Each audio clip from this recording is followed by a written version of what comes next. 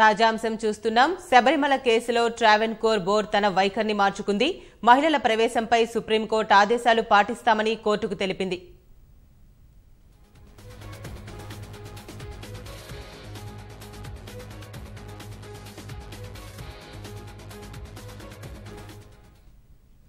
దీనికి సంబంధించి మరిన్ని వివరాలు మా ప్రతినిధి విద్యాసాగర్ అడిగి తెలుసుకుందాం. విద్యాసాగర్, చెప్పండి, శబరిమల కేసు విషయానికి సంబంధించి పూర్తి వివరాలేంటి? శబరిమల తీర్పుపై సుప్రీంకోర్టులో దాఖలైనటువంటి రివ్యూ పిటిషన్లన్నింటినీ కూడా ఈ రోజు ఉదయం సుప్రీంకోర్టు ప్రధాన న్యాయమూర్తితో కూడినటువంటి ధర్మాసనం విచారణ చేపట్టింది. దాదాపు 54 రివ్యూ పిటిషన్లు, దాంతో పాటు మరో అదనపు 3 పిటిషన్లను కూడా కలిపి విచారించినటువంటి సుప్రీంకోర్టు ధర్మాసనం ఈ రోజు పూర్తి వాదనలు విన్నది. దీనికి సంబంధించి పూర్తిగా ఆలయం తరపు వాదనలు, అదే విధంగా పిటిషనర్ల తరపు వాదనలు విన్నటువంటి కోర్టు తీర్పును రిజర్వ్ చేస్తున్నట్లుగా కూడా ప్రకటించింది. ఒకనొక దశలో న్యాయవాదుల మధ్య వాడివేడి వాదనలు కొనసాగాయి. ఆ సమయంలోనే సుప్రీంకోర్టు ప్రధాన న్యాయమూర్తి కొంత అసహనం వ్యక్తం చేసి న్యాయవాదుల తీరు మార్చుకోవాలని కూడా సూచించారు. ఇందులో ప్రధానంగా ఈ రోజు జరిగినటువంటి వాదనలో ఆలయ యొక్క ట్రావెన్కోర్ బోర్డు ఏదైతే ఉందో దాని వైఖరిని మార్చుకుంటున్నట్లుగా ప్రకటించింది. గతంలో సుప్రీంకోర్టు ఇచ్చినటువంటి శబరిమల ఆలయంలోకి 10 నుంచి 50 ఏళ్ల మధ్య వయసు మహిళల ఆలయ ప్రవేశాన్ని అనుమతినిస్తూ ఇచ్చినటువంటి తీర్పును స్వాగతిస్తున్నామని, దాన్ని ఆదేశాలు పాటిస్తామని చెప్పేసి కూడా ఈ రోజు కోర్టుకు తెలియజేయడం. దీని గురించి జస్టిస్ ఇందు మల్హోత్రా ప్రశ్నిస్తూ మీరు వైఖరిని మార్చుకుంటున్నారా అని అడిగిన ప్రశ్నకు ట్రావెన్కోర్ బోర్డు తరపు న్యాయవాది రాకేష్ ద్వివేది, అవును, మేము వైఖరిని మార్చుకుంటున్నాము, కోర్టు ఆదేశాలు గతంలో ఇచ్చినటువంటి తీర్పు ఏదైతే ఉందో దాన్ని పాటిస్తామని చెప్పేసి కూడా కోర్టుకు తెలియజేయడం జరిగింది.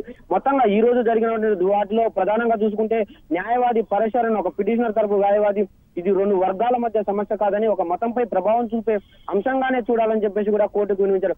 ఆ తర్వాత ఆలయ ప్రధాన పూజారి ఎవరైతే ఉన్నారో దాని తరపు న్యాయవాది గిరి కూడా దీని మీద వాదనలు వినిపిస్తూ, అయ్యప్ప స్వామి ఒక నైతిక బ్రహ్మచారి, ఆయన మహిళలకు దూరంగా ఉంటారు కాబట్టి ఒక శతాబ్దాల కాలం నుంచి కూడా ఆలయం యొక్క 10 నుంచి 50 ఏళ్ల వయసు మహిళలకు ఆలయ ప్రవేశం నిషేధం ఉన్నది, దాన్ని సుప్రీంకోర్టు నిర్ణయించలేదని చెప్పేసి కూడా ఆయన కోర్టుకు విన్నవించారు.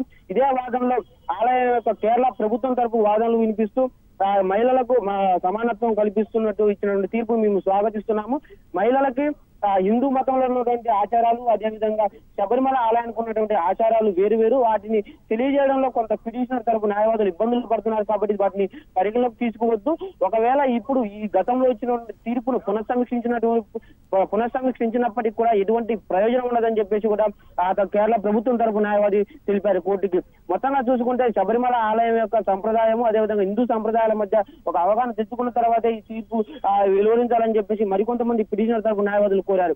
కానీ శబరిమల అనేది ఆ ప్రజల యొక్క దేవాలయము, దాన్ని రాష్ట్ర ప్రభుత్వం చట్టాలు మాత్రమే వర్తిస్తాయి కాబట్టి ఇది ప్రైవేట్ చట్టం కింద రాదు, దీని మీద కోర్టు తీర్పుని మేము స్వాగతిస్తున్నామని చెప్పేసి కూడా కేరళ తరపు న్యాయవాది గుప్తా వివరించారు.